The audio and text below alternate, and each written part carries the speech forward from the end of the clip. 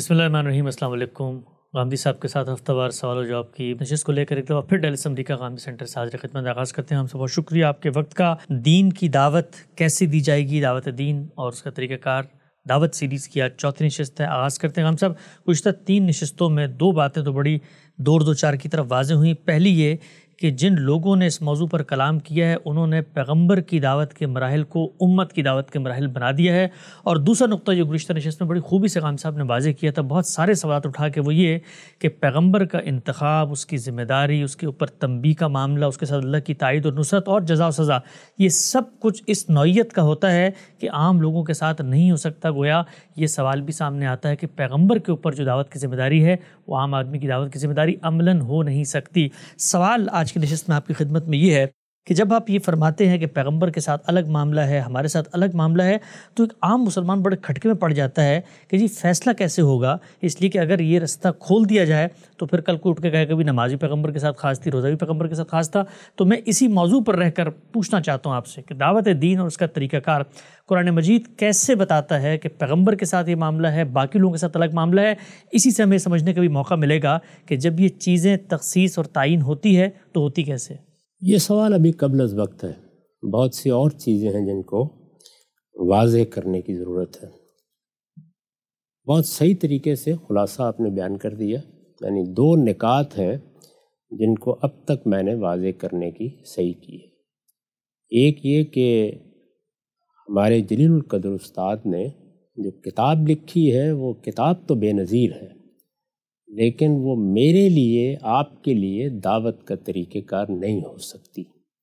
اس کے لیے صحیح عنوان ہے پیغمبر کی دعوت کا طریقہ، یعنی پیغمبر کس طرح آتے ہیں، کیا دعوت لے کر آتے ہیں، اور وہ اپنی دعوت کس طرح پہنچاتے، وہ دعوت کن مراحل سے گزرتی، اس کے کیا نتائج نکلتے ہیں۔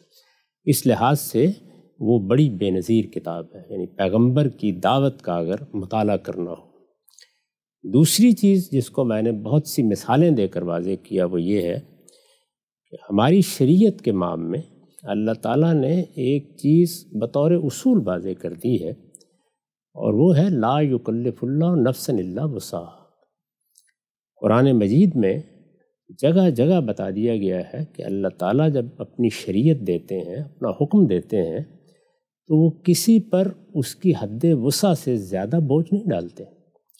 اسی کو سامنے رکھ کر میں نے تجزیہ کر کے بتایا تھا کہ اگر یہ مراحل ہیں، یہ دعوت کا طریقہ ہے، یہ نتائج ہیں، ان سب کو آپ عام آدمی سے متعلق کر دیں، چلیے خواص ہی سے متعلق کر دیں، تو خود سوچ لیجئے کہ ان پر کیا ذمہ داری آ جائے گی اور کیا نوعیت بن جائے گی اس کام کی۔ یہ ظاہر ہے ایک قاعدہ عامہ کو سامنے رکھ کر پورے عمل کا تجزیہ تھا۔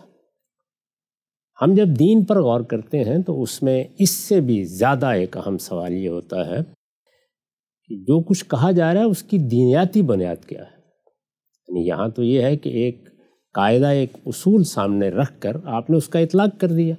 وہ اطلاق کسی شخص کے فہم پر ہو سکتا ہے، اور ایک دوسرا شخص اسی اطلاق کو کسی دوسرے طریقے سے پیش کر سکتا ہے۔ تو دینیاتی بنیاد کیا ہے؟ یعنی بنائے استدلال اگر آپ لا یکلف اللہ نفسا الا وسعہا کے لحاظ سے دیکھیں تو ایک نص کے عقلی تقاضوں کی صورت میں سامنے آتی ہے۔ یہ اصول ہے، یہ قاعدہ ہے، یہ اللہ نے اپنی شریعت میں اختیار کیا ہے۔ اب عقلاً دیکھیے تو یہ بالکل محال محسوس ہوتا ہے کہ پیغمبروں کی دعوت جس طرح سے اٹھتی ہے، جیسے وہ اس دعوت کو اٹھاتے ہیں، جن مراحل سے گزرتے ہیں، اسے عام آدمی کا دین بنا دیا جائے، یا عام آدمی کا طریقہ کار بنا دیا جائے۔ اور میں نے عرض کیا تھا کہ خواص کا بھی بنا کے دیکھ لیجئے، وہ نہیں بنتا۔ پھر عرض کر دوں کہ یہ عقلی تحلیل تھی بنیادی طور پر۔ دینیاتی کا مطلب یہ ہے کہ آپ اللہ کی کتاب کی طرف رجوع کر کے دیکھیں کہ پیغمبروں کی اس دعوت کو خود پروردگار نے کوئی خصوصی حیثیت دی ہے؟ اس کا جواب یہ ہے کہ ہاں دی ہے، اور یہی آپ کے اس سوال کا جواب بھی ہے جہاں سے آپ نے بات شروع کی ہے۔ پیغمبروں کی دعوت خود اللہ کے ہاں واضح کر دیا گیا ہے کہ ایک خصوص کے ساتھ اس دنیا میں برپا ہوتی ہے۔ اس خصوص کو میں واضح کرتا ہوں۔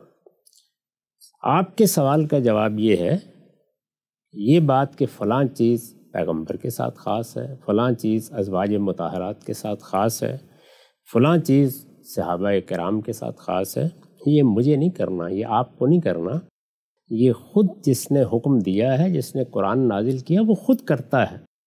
لوگوں کی بڑی بدقسمتی ہے کہ وہ قرآن سے حکم اٹھاتے ہیں، قرآن کی مراجعت کریں، وہ حکم جہاں بیان ہوا ہوتا ہے، جہاں اس کے بارے میں کوئی توضیح ہوتی ہے، وہاں اللہ تعالیٰ ان سب چیزوں کو خود واضح کرتے ہیں۔ اس کے لیے کسی منطقی استدلال کی ضرورت نہیں ہوتی، وہ خود واضح فرماتے ہیں کہ نماز پیغمبر کے لیے بھی کیوں ہے اور میرے لیے بھی کیوں ہے۔ الفاظ میں واضح فرماتے ہیں، الفاظ میں واضح فرماتے ہیں، ایک ایک چیز کو متعین کرتے ہیں، اس میں ادنا درجے میں کوئی تردد نہیں ہوتا۔ اس لیے یہ کوئی بحثی حقیقت میں نہیں ہے، یہ ہمارے مسلمانوں کے علم میں فیصل ہو چکی، اس پر سارا علم بہت کچھ کہہ چکا ہے۔ موجودہ زمانے میں لوگ خود اپنے علم سے واقف نہیں ہیں۔ تو میں یہ گزارش کر رہا ہوں کہ رسالت مآب صلی اللہ علیہ وسلم یا پیغمبروں کی دعوت کا خصوص خود قرآن نے بیان کیا ہے۔ وہی خصوص ہے جس کو میں نے پچھلے کم و بیش 30-35 برس تک واضح کرنے کی صحیح کی ہے، اور یہ بتانے کی صحیح کی ہے کہ رسول اللہ کی زندگی میں جو کچھ ہوا یہ نہ کوئی انقلاب تھا، نہ کوئی اسلامی حکومت قائم کرنے کی جدوجہد تھی، یہ اصل میں ایک سنت الہی کا ظہور تھا۔ سنت الہی، خود قرآن اس کو یہی کہتا ہے، اور یہ کہتا ہے کہ یہ وہ سنت ہے کہ لن تجد لسنت اللہ تبدیلا، اللہ کی اس سنت میں تم کبھی کوئی تبدیلی، کوئی تغیر نہیں دیکھو گے۔ سنت الہی کا ظہور ہے، اس کو میں نے فہم مدعا کے لیے تعبیر دی قانون اتمام حجت۔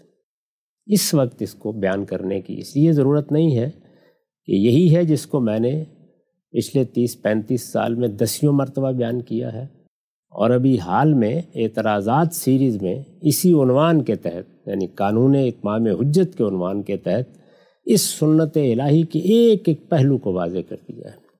یہ بات کہ پیغمبر کی دعوت خود قرآن مجید کی روح سے اس خصوص کے ساتھ ہے کہ وہ نبیوں کی دعوت بھی نہیں ہے، رسولوں کی دعوت ہے، یہ بات میرے خیال میں اب کسی استدلال کی محتاج نہیں رہی۔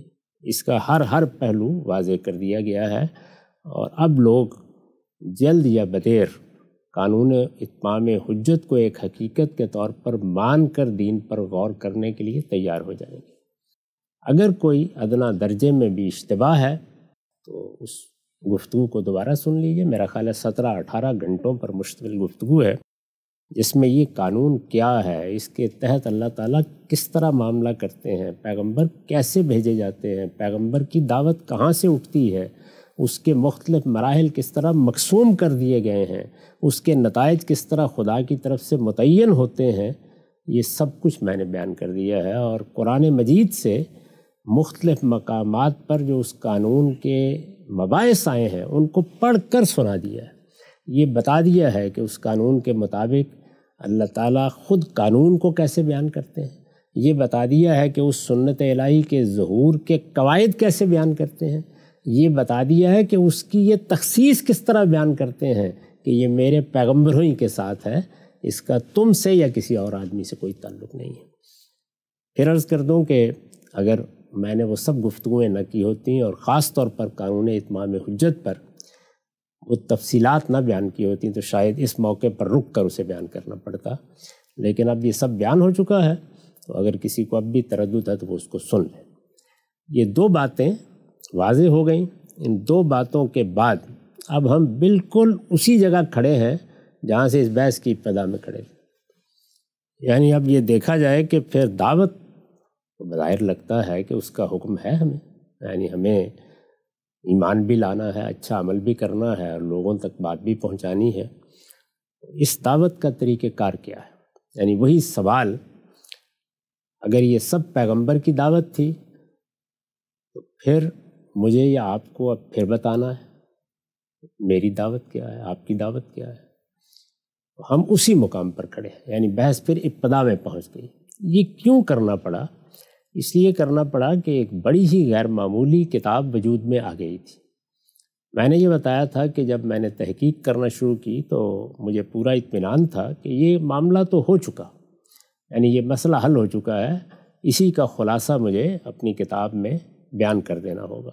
لیکن تحلیل سے جب یہ بات واضح ہو گئی کہ اس کا کوئی تعلق قانون دعوت سے نہیں ہے، یعنی دعوت جب مجھ سے متعلق ہوتی ہے، یہ تو اس کا ایک جزو ہے، اور وہ جزو ہے جب کہ اللہ کا رسول زمین پر آتا ہے، نبی بھی نہیں بلکہ اللہ کا رسول زمین پر آتا ہے، اس میں کس سنت الہی کا ظہور ہوتا ہے، اس کے کیا نتائج نکلتے ہیں۔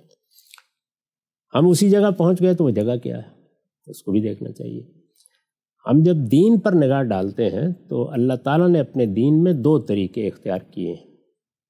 ایک طریقہ یہ ہے کہ وہ ایک ہدف، ایک نصب العین متعین کر دیتے ہیں، ایک اصول واضح کر دیتے ہیں، اس کا طریقہ کار انسانوں پر چھوڑ دیتے ہیں۔ کیوں چھوڑتے ہیں؟ اس لیے کہ وہ چیزیں بالعموم سیاست، معیشت، معاشرت اور سماج سے متعلق ہوتی ہیں، اور سیاست، معیشت، معاشرت اور سماج یہ کسی دور میں بند نہیں کیے جا سکتے۔ اس میں تدبیر بھی اگر اختیار کرنی ہے تو بعض اوقات صدیوں میں جا کر وہ تدبیر ہی فہم انسانی میں آتی ہے، اور اللہ تعالیٰ یہاں یہ طریقہ اختیار کرتے ہیں۔ میں اس کی چند مثالیں دے دیتا ہوں۔ سیاسی معاملات میں ایک بڑا مسئلہ ہے کہ حکومت کیسے قائم ہوگی۔ پرانے زمانے میں لوگ کسی شخص کو بہت جری اور حوصلہ بند دیکھتے تھے، وہ اپنے جتھے کے ساتھ یا اپنی طاقت سے ان کو حفاظت فراہم کر سکتا تھا تو حکمران بنا لیتے تھے اس کو، اور پھر اس کے بعد یہ سمجھتے تھے کہ اس حکومت میں استحکام اسی طرح ہوگا کہ ایک قبیلے کی عصبیت بھی اس کو حاصل رہے اور اسی کی اولاد میں آگے یہ سلسلہ چلتا رہے، روز روز کا انتشار نہیں گوارا کیا جا سکتا۔ اس لیے یہ بات درست نہیں ہے کہ ملوکیت اوپر سے آئی ہے، یہ خود انسانوں کی مرضی سے پیدا ہوئی ہے، یہ بھی انسانوں ہی کی رضامندی کا ایک معاملہ تھا۔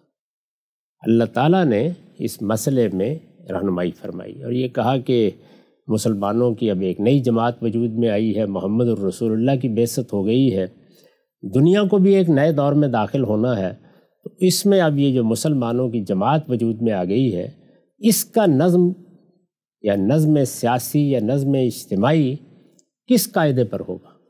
یعنی یہاں پر بھی کوئی بادشاہ سلامت آئیں گے، یہاں پر بھی کسی حوصلہ مند شخص کا انتخاب کیا جائے گا، یہاں پر بھی اللہ تعالیٰ آسمان سے وحی فرما کے ملک طالوت کا تقرر کر دیں گے، کیا ہوگا؟ تو فرمایا کہ امرہم شورا بینہم، یعنی تمہارے معاملات تمہاری رائے، تمہارے مشورے پر مبنی ہوں گے۔ چند باتیں واضح کر دیں اس میں، یعنی تمہارے تمام اجتماعی معاملات ایسے ہی ہوں گے، سب کی بنیاد رائے اور مشورے اور شورا پر ہوگی، اور اس میں رائے دینے میں سب کے حقوق برابر ہیں، اس لیے کہ امرہم شورا بینہم ہے، کوئی تخصیص اس پہ عائد نہیں کی۔ یہ اصول ہو گیا، قاعدہ ہو گیا، ہدف بھی ہو گیا، ہمیں یہاں تک پہنچنا ہے۔ اس کا طریقہ کار کیا ہوگا؟ یعنی رائے کیسے لیں، مشورہ کیسے لیں، اس سے حکومت کیسے قائم کریں، اس حکومت میں استحکام کیسے پیدا ہو۔ 10 سوالات، وہ 10 سوالات میں سے کسی ایک کا جواب بھی نہیں دیا، بلکہ ہم پر چھوڑ دیا، تم جاؤ اور جا کر اس کے اصول ضابطے مقرر کرو۔ یہ ہمارا کام ہے کہ وہاں طریقہ کار ہم طے کریں گے۔ یعنی جو آپ نے کبھی قانون کے مباحث پڑھے ہوں تو ایک قانون ہوتا ہے اور ایک اس کا پروسیجرل لا ہوتا ہے، یعنی کیسے اس قانون کا نفاذ ہونا ہے، اس میں کیا طریقہ کار ہوگا، وہ اللہ تعالیٰ نے یہاں چھوڑ دیا۔ کوئی کسی قسم کی چیز بھی اس سے آگے نہیں کہی، پورے قرآن مجید میں پھر چند اصولی باتیں کہی ہیں، لیکن یہ کہ طریقہ کار نہیں بتایا گیا، چھوڑ دیا گیا۔ حالات کیا ہوں گے، ان میں کیا تبدیلیاں آئیں گی، لوگوں کا شعور کیا ہوگا، اس کے لحاظ سے جو چیزیں ہوں گی ان کو طے کر لیا جائے گا۔ ایسے ہی دیکھیے معیشت کے باب میں ایک اصول بیان کر دیا، قاعدہ بیان کر دیا، لا تاکلوا اموالکم بینکم بالباطل، یعنی اکل الاموال بالباطل نہیں ہونا چاہیے۔ باطل کیا چیز ہے اس کی وضاحت نہیں کی، اس کو بھی انسانی فطرت پر چھوڑ دیا ہے، وہ فیصلہ کر لے گی۔ اس میں بھی اگر آپ دیکھیں تو چند چیزیں ہیں جن پر خود اطلاق فرما دیا، جیسے سود کا معاملہ ہوا، جیسے جوئے کا معاملہ ہوا، باقی 10 چیزیں ہیں جن کو چھوڑ دیا۔ اور اگر کوئی معاملہ پیش آیا تو رسول اللہ صلی اللہ علیہ وسلم نے کوئی چیز اس کے بارے میں فرما دی، ورنہ آج بھی ایسے معاملات پے در پے پیش آتے ہیں۔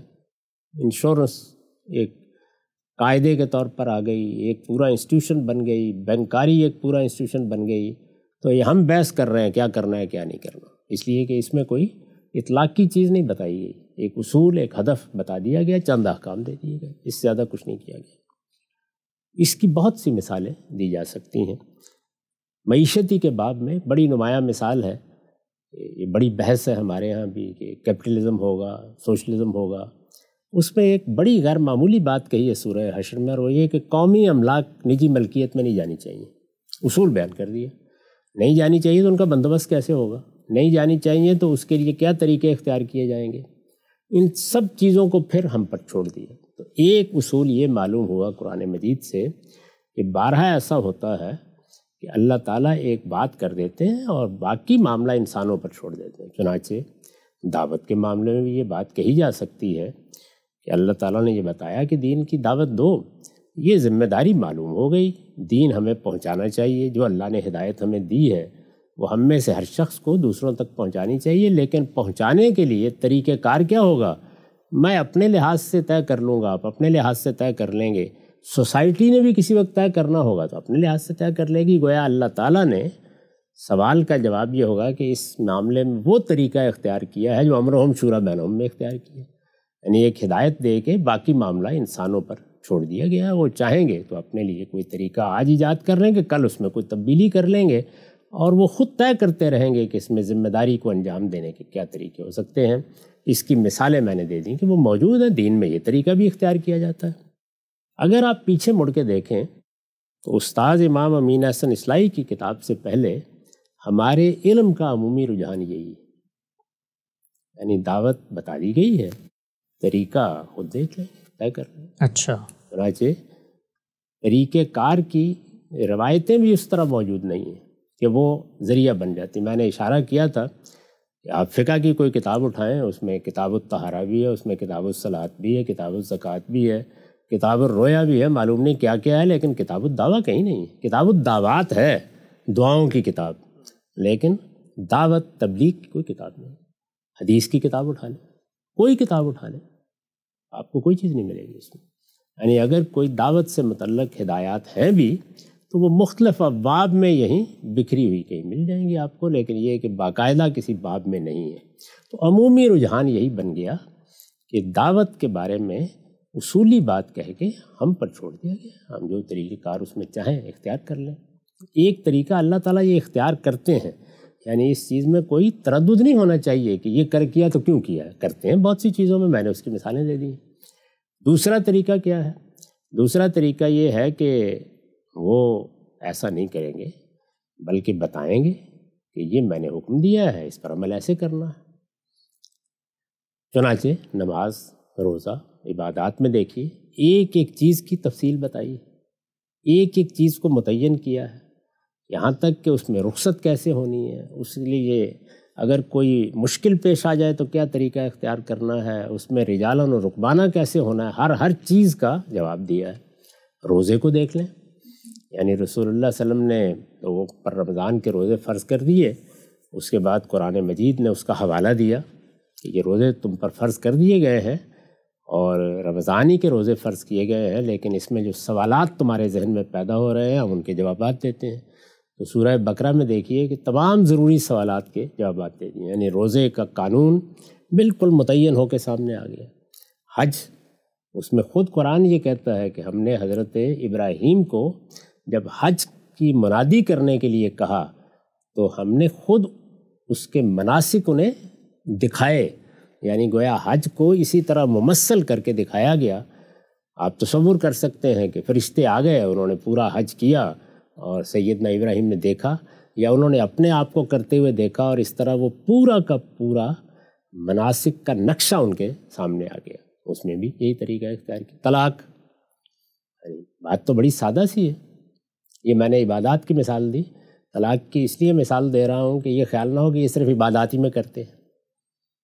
یعنی ایک مرد و عورت نے اگر باہمی معاہدہ کر کے نکاح کر لیا ہے تو وہ اگر علیحدہ ہونا چاہیں تو ہو سکتے ہیں، یہ بات بھی ایسے ہی کہی جا سکتی ہے کہ علیحدگی ہو سکتی ہے، لوگ خود طے کر لیتے کہ علیحدگی کس طرح ہونی ہے. آخر دنیا میں لوگوں نے علیحدگی کے قاعدے ضابطے بنائے ہیں، لیکن اس میں اللہ تعالیٰ نے بڑی تفصیلات بیان کی ہیں. یعنی ایک تو سورہ اس نام سے ہے، سورہ طلاق، اس میں بالاجمال پورا قانون بیان کیا. اس میں پھر کچھ سوالات ہیں جن کو سامنے رکھ کر سورہ بقرہ میں بہت تفصیلی جوابات دیے ہیں. بیوہ عورتوں کے معاملات، رضاعت کے معاملات، حضانت کے معاملات، عدت کے معاملات، یعنی گویا ایک ایک چیز کو اس میں واضح فرمایا ہے. اسی طرح سے مرد و زن کے اختلاط کے آداب مسئلہ پیش آیا ہے تو کتنی تفصیل سے بیان کیا. یعنی اس میں بلکہ طریقہ بتایا ہے کہ یہ کام ایسے کرنا ہے. یعنی اگر تمہیں یہ کہا جا رہا ہے کہ زینتوں کا افشا نہیں ہونا چاہیے تو کیا مراد ہے اس سے وہ بتایا ہے. اس کے لیے یہاں تک کہہ دیا ہے کہ بل یضربن بخمرہن علی جیوبہن، یہاں تک کہہ دیا ہے کہ وہ جو پازیب پہنی ہوئی ہے اس کے معاملے میں یہ احتیاط کرنی ہے. تو بہت تفصیل کے ساتھ گویا اطلاق کی قانون بیان کیا. اس کا مطلب ہوا کہ اللہ تعالیٰ کے یہاں وہ طریقہ بھی ہوتا ہے، اللہ تعالیٰ کے یہی طریقہ بھی ہوتا ہے. تو سوال پھر وہیں رہ گیا کہ کیا اللہ تعالیٰ نے اس معاملے میں وہ طریقہ اختیار کیا ہے یا یہ طریقہ اختیار کیا ہے. پھر میں نے ظاہر ہے کہ جب قرآن مجید کو اس زاویے سے بہت تفصیل کے ساتھ پڑھا تو یہ واضح ہوا کہ اللہ تعالیٰ نے اس میں دوسرا طریقہ اختیار کیا. یعنی یہ نہیں کیا کہ امرہم شورا بینہم کی طرح ایک اصول بیان کر دیں یا ایک ہدف متعین کر دیں اور اس کے بعد طریقہ کار ہم پر چھوڑ دیں. نہیں، اس میں سب سوالوں کا جواب دیا ہے. طریقہ کار کو بھی بڑی تفصیل سے بیان کیا ہے، اور وہ طریقہ کار ہے جس کو سمجھنا بھی ضروری ہے اور سمجھانا بھی ضروری ہے. اسی طرح سمجھنا اور سمجھانا ضروری ہے جس طرح میں نے کوشش کی ہے کہ جہاد کو واضح کیا جائے. وہاں بھی یہی ہے کہ جہاد کا لفظ لوگوں نے سن لیا، اس کے مقاصد کے بارے میں کچھ آیات سامنے رکھ لیں، طریقہ کار میں انہوں نے خود اقدامات کرنے شروع کر دیے. اور آپ جانتے ہیں کتنی بحثیں پیدا ہوئیں. درحال ہے کہ قرآن مجید نے جہاد کے باب میں یہی دوسرا طریقہ اختیار کیا ہے، اور آپ دیکھیے کہ ایک ایک جگہ اس کی غایت تک خود متعین کی ہے. ایک جگہ حکم دیا تو فرمایا حتی تضع الحرب واوزارہا، دوسری جگہ حکم دیا تو فرمایا حتی لا تکون فتنہ. اس کے ساتھ مزید وضاحت کی وَيَكُونَ الدِّينُ كُلُّهُ لِلَّهِ. مسلمانوں کے اندر مسئلہ پیدا ہو گیا تو کہا حتی تفیع الی امر اللہ. تو حتی کے لفظ کے ساتھ ایک ایک جگہ بیان کیا کہ اس کے اہداف کیا ہونے چاہیے، کیونکہ لوگوں کی جان لینی ہے آپ نے. تو دعوت میں بھی ایسے ہی کیا ہے. یہ اب وہ چیز ہے کہ جس کو سمجھنے کی ضرورت ہے. سب دین کی ہدایات دو نوعیت کی ہوتی ہیں، اصولی ہدایات بھی دی جاتی ہیں اور اسی طرح سے اطلاق تک کی پوری حرکیات کو بھی واضح کیا جاتا ہے. دعوت کا معاملہ اس دوسرے باب سے تعلق رکھتا ہے. یہ حرکیات ہیں کیا، منظم لاہ عمل کیا ہے، پوری تفصیلات کیا ہیں، اور اس کو اس تفصیلات میں ڈھالنے کی حکمت اور غرض و غایت کیا، سب کو زیر بحث آئے گا. وقت یہاں پہ تو مکمل ہوتا ہے. دوبارہ حاضر خدمت ہوں گے، اب تک آپ کا بہت شکریہ.